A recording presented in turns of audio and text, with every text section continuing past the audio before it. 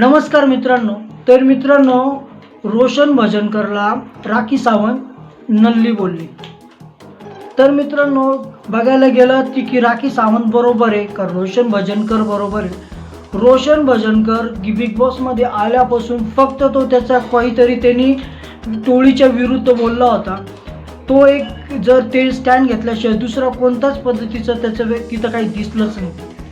आणि बोलण्याचं तात्व हे कमी आहे की तो काही करतच नाही, कोणाच्या मधी पडत नाही. आता रुचिता जेव्हा भांडत होती त्यावेळेस तो मधी बोलला नाही.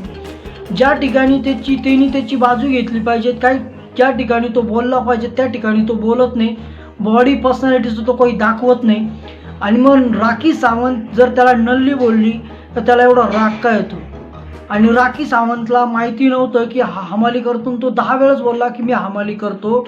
तर मग राखी सावंत त्याला हमाल बोलली तर मग तो चुकली कुठं. तर मित्रांनो, रोशन भजनकरला नल्लं बोललं हे तुम्हाला काय वाटतं हे मला कमेंट करून सांगा की योग्य आहे का अयोग्य आहे. आणि लाईक करा आणि सबस्क्राईब करायला विसरू नका.